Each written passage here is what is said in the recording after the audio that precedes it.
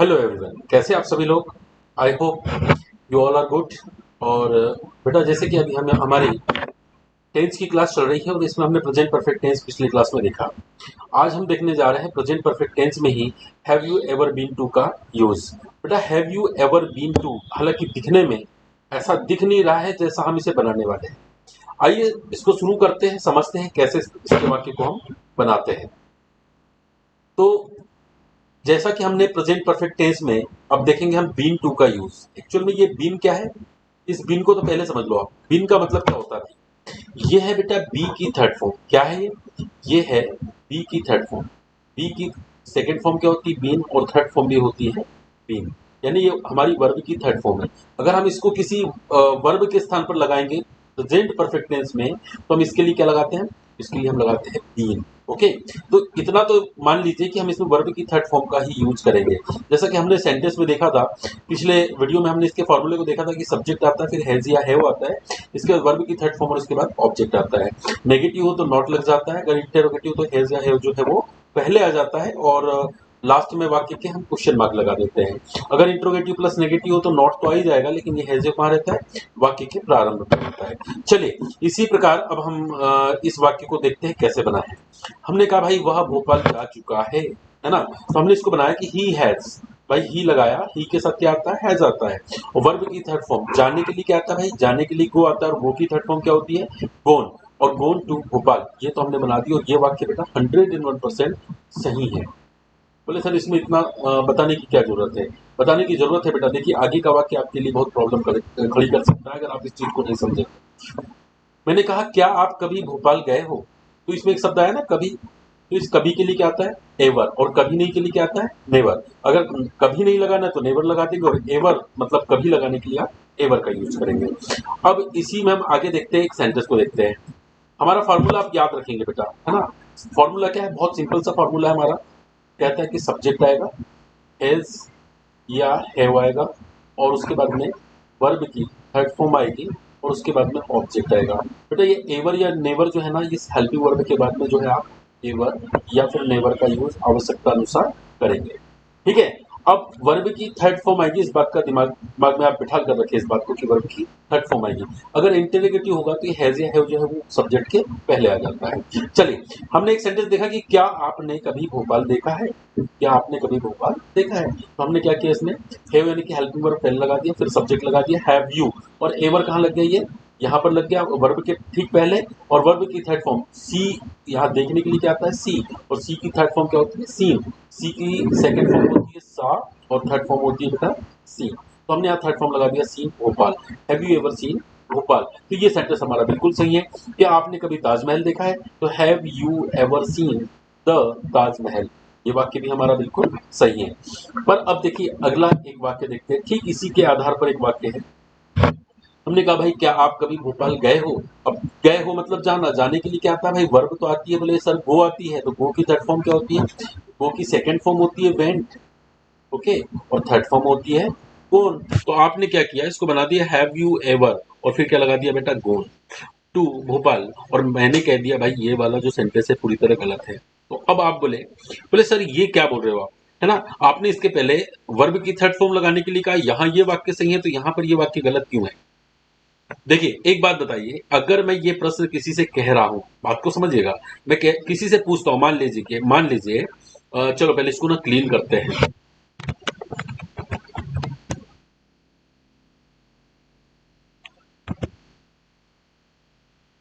देखिए बेटा, भाषा जो है ना समझने की चीज है, और आप अगर उसको समझ जाते हो तो बहुत बढ़िया है। मान लीजिए कि अभी जो है मैं दिल्ली में बैठा हूं। मैं कहाँ बैठा हूं? दिल्ली में बैठा हूं। और ये मैं हूं, और ये आप हो। ओके, ये मैंने कहा आई, और ये हो गया आप, यू। मैंने कहा आपसे कि भाई आप कभी भोपाल गए हो? आप तो मेरे मेरे सामने बैठे हो ना, तब बोला ना मैंने। तो क्या अभी आप भोपाल में हो क्या, या भोपाल गए हो क्या? इसका मतलब है आप भोपाल, मान लीजिए कि ये भोपाल था। ये क्या था? भोपाल। तो आप भोपाल गए थे, और जाने के बाद दिल्ली यहाँ वापस आ गए और मेरे साथ बैठे हुए हैं। तब मैं आपसे कह रहा हूं कि भाई आप भोपाल गए थे क्या? क्या क्या आप कभी भोपाल गए हो, है ना? क्या आप कभी भोपाल गए हो। तो अगर मैंने यहाँ पे गो की थर्ड फॉर्म मतलब गोन लगा दिया, इसका मतलब हुआ काम खत्म। मतलब आप तो भोपाल में पहुंच गए, और जब आप भोपाल में हो तो मैं आपको ऐसा कैसे कह सकता हूँ कि क्या आप कभी भोपाल गए हो, या आप ये कैसे कैसे कर सकते हो कि हाँ मैं भोपाल गया हूँ या नहीं गया हूँ, है ना। आप ऐसा नहीं कह सकते। तो कहने का मतलब ये तो काम खत्म हो गया ना, आप तो अभी भोपाल में हो। गोन का मतलब भाई प्रेजेंट परफेक्ट टेंस में हम जानते हैं कि हम किस काम को बताते हैं, ऐसे काम को बताते हैं जो काम खत्म हो चुका हो। अब यहां पर गोन लगाने पर काम खत्म हो चुका मतलब आप तो ऑलरेडी कहां पहुंच गए हो, भोपाल में पहुंच गए, और मैं तो कहां बैठा हूं, दिल्ली में, और मेरे साथ आप बैठे हो। तो क्या मैं आपको बोलूंगा अगर आप भोपाल में होंगे तो मैं क्या आपसे बात करूंगा यहाँ पर? बिल्कुल नहीं करूंगा। यानी मैं ये प्रश्न उसी वक्त कहूंगा जब आप भोपाल में ना हो। और मैंने कहा कि have you ever gone to Bhopal, क्या मतलब जा चुके हो, तो ऐसा तो हो ही नहीं सकता ना। तो इसलिए यहां पर क्या आएगा, गोन का यूज हो जाएगा गलत। दरअसल मैंने कहा बी, हमने इसके पहले देखा बी का मतलब होता है होना, किसी चीज का होना। मतलब कभी कोई ऐसी स्थिति बनी थी कि आपका भोपाल जाना हुआ और आप भोपाल में थे, ये बात अलग है कि आज आप वापस आ चुके हो। मतलब क्या आप कभी ये भोपाल में उपस्थिति यानी बी यानी होने का भाव, होने की स्थिति आपके साथ हुई है, हाँ या ना, इस बात के लिए मैं आपसे पूछ रहा हूं। तो ऐसी चीज के लिए बी लगाना पड़ेगा। और चूंकि हैव के बाद क्या लगेगा, हमेशा वर्ब की थर्ड फॉर्म लगेगा, तो यहां पर क्या होगा, बीन लगा देंगे बेटा, है ना। तो गोन की जगह क्या आना था, बीन। तो इसी को हमने एक स्ट्रक्चर के रूप में लगा दिया कि have you ever been to, इसका मतलब हुआ कभी गए हो, क्या आप कभी गए हो। तो यहां पर इस जगह पर हम उस चीज को लगा देंगे, उस स्थान को लगा देंगे जहां जाने की बात हो, है ना। अब देखिए एक सेंटेंस और हम समझते हैं, उस सेंटेंस से आपको बहुत अच्छे से समझ में आएगा। भाई मैंने कहा कि आप कभी गांव गए हो, है ना। तो मैंने कहा आपको कि have you ever been to the village. इसका मतलब यह हुआ कि आप अभी मेरे साथ बैठे हो, मैं हूं और ये आप है, आप मेरे साथ बैठे हुए हो, और मैं आपसे पूछ रहा हूं अगर आप अभी गांव में होते तो क्या मैं आपसे पूछता कि आप गांव गए हो, नहीं पूछता ना। इसका मतलब आप जाकर आ चुके, इसका मतलब है कि आप वहां गए थे और वापस वहां से आ गए, और मैं आपसे पूछ रहा हूं, मुझे पता नहीं कि आप कभी गए हो या नहीं। तो मैंने पूछा कि have you ever been to the village, भाई कभी गांव गए हो क्या, है ना। तो आपने कहा कि हाँ मैं गया हूं। अगर आपने इसी सेंटेंस को कुछ इस प्रकार बना दिया कि I have gone to the village, तो बेटा देखिए इसका मतलब हुआ कि मैं गांव जा चुका हूं, मतलब अभी मैं कहा हूं, गांव में हूं। अगर मैं अभी गांव में हूं तो सामने वाला मुझसे पूछेगा कैसे, मैं तो गांव में हूं ना। वो देखकर तो समझ जाएगा ये तो गांव में है, तो इसको पूछने की जरूरत क्या है। तो यहाँ ये चीज हुआ कि आप गए तो हो लेकिन वापस नहीं आए, I have gone to the village. और जब आप गए हो और वापस नहीं, और आप अगर गांव में हो तो आप ऐसा थोड़ी ना बोलेंगे I have gone to the village, आप तो बोलेंगे ना I am in the village, भाई मैं तो गांव में हूँ, है ना। आप तो किसी कीमत पे इस सेंटेंस को बोलने वाले नहीं है। तो बेटा कहीं ना कहीं ये हमारे लिए क्या है, गलत हो जा रहा है। तो इस सेंटेंस को बनाएंगे कैसे, इस सेंटेंस को बनाना बेटा बहुत ही सरल है। इसको बनाएंगे हम हैव यू एवर बीन से। अब अगर ये क्वेश्चन पूछने के लिए था, आप इसको अफर्मेटिव में बनाएंगे तो क्या बनेगा, I have been to the village. इसका मतलब हुआ कि भाई हाँ मैं गाँव गया हूँ। अगर आप किसी को बोल रहे कि मैं गाँव गया हूँ भाई, तो इसका मतलब आप उस समय गाँव में नहीं हो। अगर आपने गो से गोन लगा दिया इसका मतलब आप गाँव में जा चुके हो, तो जब जा चुके हो तो आप ऐसा थोड़ी ना बोलेंगे कि मैं गाँव गया हूँ। आप अगर आप भोपाल में, तो आप ये थोड़ी ना बोलेंगे कि मैं भोपाल गया हूँ, आप तो बोलेंगे मैं भोपाल में हूँ। मतलब ऐसा वाक्य ना बेटा कभी बन ही नहीं सकता, ऐसा वाक्य कभी बन ही नहीं सकता। ये पूरी तरह से ग्रामेटिकल भी गलत है और मीनिंग के अर्थ में भी गलत है। तो मेरी मेरी बात आपको समझ में आ रही होगी कि इसको क्या बोलेंगे, मैं गाँव गया हूँ तो I have been to the village. अगर मैं गाँव कभी नहीं गया तो कभी नहीं के लिए क्या आता है, नेवर आता है। तो आप यहाँ लगा देंगे कि आई हैव नेवर, फिर आएगा यहाँ बीन टू द विलेज। मेरा ख्याल आपको समझ में जरूर आ रहा होगा, आप थोड़ा सा ध्यान देंगे बेटा। देखिए लैंग्वेज जो है ना उसको समझना पड़ेगा। कोई ऐसा जादू की छड़ी तो है नहीं कि आपको बता दे और आप समझ जाए। इस जाने के लिए इस बात को थोड़ा ध्यान समझे। अगर हमने कहा भाई, अगर अच्छा एक सेंटेंस लेते हैं, चलिए पहले मैं जगह बनाता हूँ, पहले जगह बनाते हैं।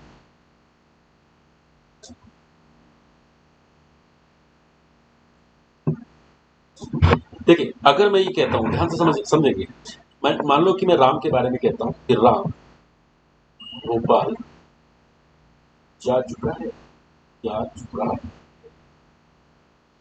तो मैं कहूँगा कि राम, ये तो पहुंच चुका है ना अभी भोपाल में, Ram has gone to Bhopal, ये तो बिल्कुल सही है बात, इसमें तो कोई दिक्कत नहीं। लेकिन अगर मैं किसी से पूछता हूँ क्या राम कभी भोपाल गया है क्या, तो राम तो मेरे सामने है और मुझे पता है कि मेरे सामने कभी वो गया नहीं है, तो मैं उससे यही पूछूंगा ना कि भाई क्या राम कभी भोपाल गया है, राम कभी भोपाल गया है क्या, भोपाल गया है। तो इस बात को ध्यान से थोड़ा समझने की कोशिश करो सेंटेंस को। देखिए चीजें बेटा समझना पड़ता है, धीरे धीरे भाषाएं समझ में आती है और एक बार अगर समझ में आ गई तो फिर आप उसमें कभी लड़खड़ाएंगे नहीं, कभी अटकेंगे नहीं। तो देखिए क्या राम कभी भोपाल गया है। अब इसको देखिए अगर मैंने ऐसा बोल दूं कि है, सॉरी, राम तो एक वचन है तो इसके साथ क्या आएगा, has Ram gone to Bhopal. लेकिन अगर मैंने यहाँ एवर लगाया तो इसका मतलब हुआ कभी, है ना, तो ये कभी के लिए क्या आया, एवर। अब कभी गया है तो ये तो गोन अगर लगा तो इसका मतलब जा चुका है ना, तो काम खत्म हो चुका, वो वहीं पर जाकर बस गया वाली बात होगी। लेकिन ऐसा नहीं, इसको हम ऐसा बनाएंगे कि हैज राम बीन, सॉरी पहले तो एवर लगा देते हैं, एवर बीन टू भोपाल, यानी इसका मतलब वो गया भी था और अब वापस भी आ गया है। तभी तो मुझे मेरे सामने दिखाई दे रहा है राम, और मैं किसी से पूछ रहा हूँ कि अरे राम जो है ये कभी भोपाल गया है क्या। अगर मुझे पता होता तो मैं पूछता क्यों, मैं तो मुझे पता होता भाई हाँ ये भोपाल गया है ना। तो ऐसे स्थिति में हम किसका यूज करते हैं बेटा, बीन टू का। अच्छा चलिए अभी एक उदाहरण और देखते हैं। जैसे मान लीजिए आप मेरे साथ खड़े हो या मेरे साथ बैठे हुए हैं, मेरे पास हो, और मैं आपसे प्रश्न करता हूँ भाई क्या आप कभी विदेश गए हो, ये कैसे बनेगा, ये बनेगा have you ever been to foreign.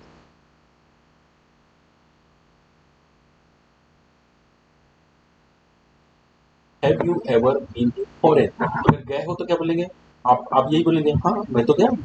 इसको इसमें अगर मैं हाँ लगा देता हूँ आगे, हाँ मैं विदेश गया हूँ, आप क्या बोलेंगे, yes I have been, yes I have been to foreign. हाँ मैं विदेश गया हूँ, इसका मतलब आप मेरे सामने बैठे हो ना, तो मुझे पता है मेरे मेरे साथ मेरे ही देश में मेरी कंट्री में बैठे हो, मेरे सामने बैठे हो, इसका मतलब साफ है कि मुझे पता ही नहीं कि आप गए हो कि नहीं। मैंने पूछा कि आप कभी गए हो, तो मैंने बोला have you ever been to foreign, और आपने भी कहा yes I have been foreign. अब सोच के देखो अगर मैं यहाँ पे गोन लगा देता हूँ तो इसका अर्थ क्या होगा, I have gone to foreign, मतलब काम खत्म हो गया, अभी वो फॉरेन में आप जाकर बस चुके हो, है ना। और जब आप फॉरेन में बस चुके हो तो आप ऐसा क्यों बोलेंगे I have gone to foreign, आप तो डायरेक्ट बोलेंगे ना आई एम इन फॉरेन, है ना, मैं तो फॉरेन में हूं भाई।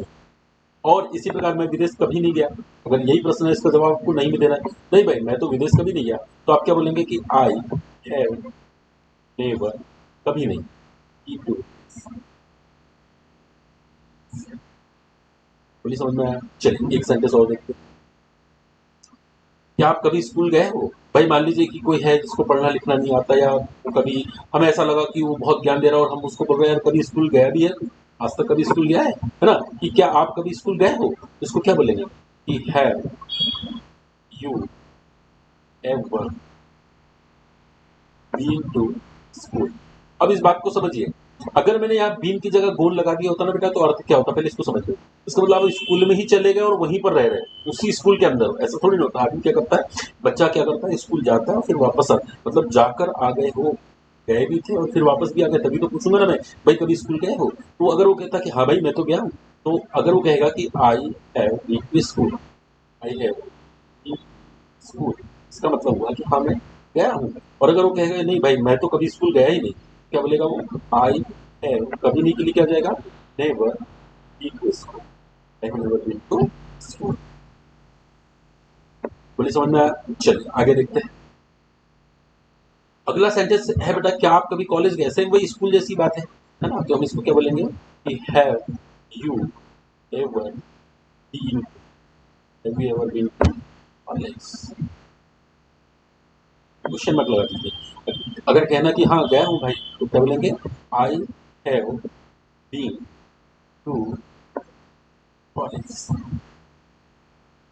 और अगर कभी नहीं गया तो क्या कहेंगे, I have never been to in college. बोलिए समझ में आ रहा है। चलिए आगे अगला सेंटेंस देखते हैं और समझते हैं, इसको समझने की कोशिश करते हैं। ध्यान दीजिएगा, मैं बताना क्या चाह रहा हूँ उस चीज को समझने की कोशिश कीजिएगा कि भाई क्या आप कभी मंदिर गए हो? भाई मंदिर गए हो कभी आप? तो इसको क्या बोलेंगे? Have you ever been to? और अगर गया हूं बताना है तो आप क्या बोलेंगे? आई हैव बीन टू मंदिर तो गया हूँ भाई। हाँ, मंदिर तो गया हूँ। और आप कभी नहीं गए तो क्या बोलेंगे आप? आई हैव नेवर बीन, कभी नहीं गया मैं। I have never been to mandir, कभी नहीं गया। ओके, चलिए आगे देखते हैं।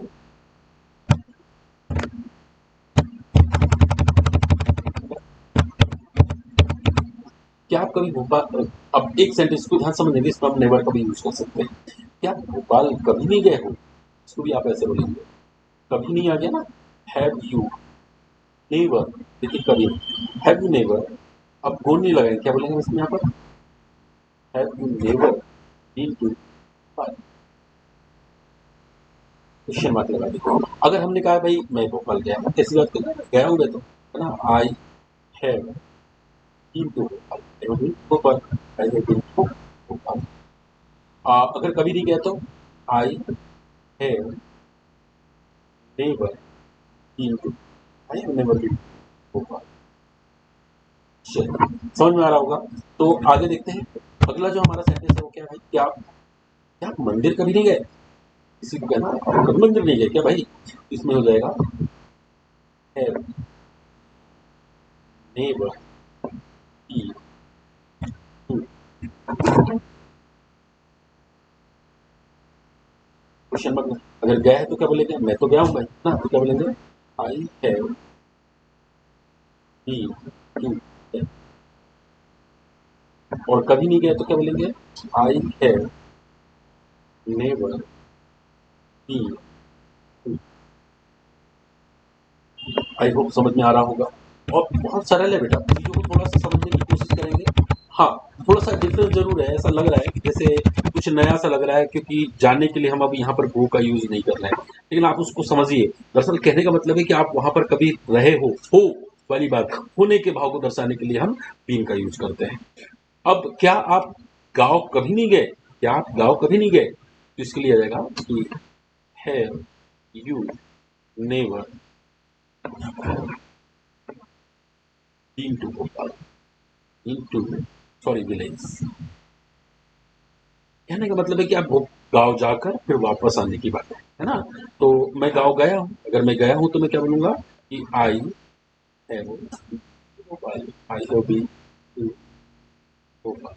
और अगर मैं कभी नहीं गया तो मैं क्या कहूंगा कि I have never been to, I have never been to. नहीं यार, ये भोपाल नहीं आएगा, क्या आएगा?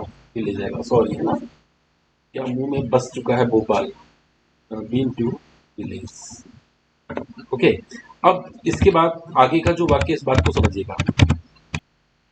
देखिए, वाक्य में अगर जब जाने का भाव बताना हो तो आप गो की जगह बीन तो लगाते हैं, है ना। लेकिन अगर जाने के अलावा कोई दूसरी कोई भी अगर वर्ब हो तो फिर उस वर्ब को चेंज नहीं करना, आपको वही वर्ब लगानी है। जैसे क्वेश्चन को देखते हैं कि आपने कभी कुल्फी खाई है, तो आप इसको ऐसा बोलेंगे कि हैव यू एवर ईटन, या टेकन भी लगा सकते हो आप, ईटन या टेकन भी लगा सकते हो, ईटन आइसक्रीम। ओके। अब इसी प्रकार आप बोल सकते हो कि आपने कभी मैच खेला है, तो आप इसको ऐसा बोल सकते हो कि हैव यू एवर प्लेड।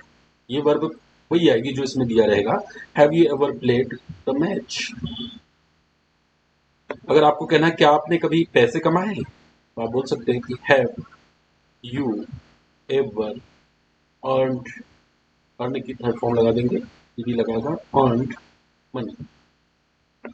और ये क्वेश्चन मार्क लग जाएगा। प्रश्न है, आपको क्वेश्चन मार्क लगाना है नहीं।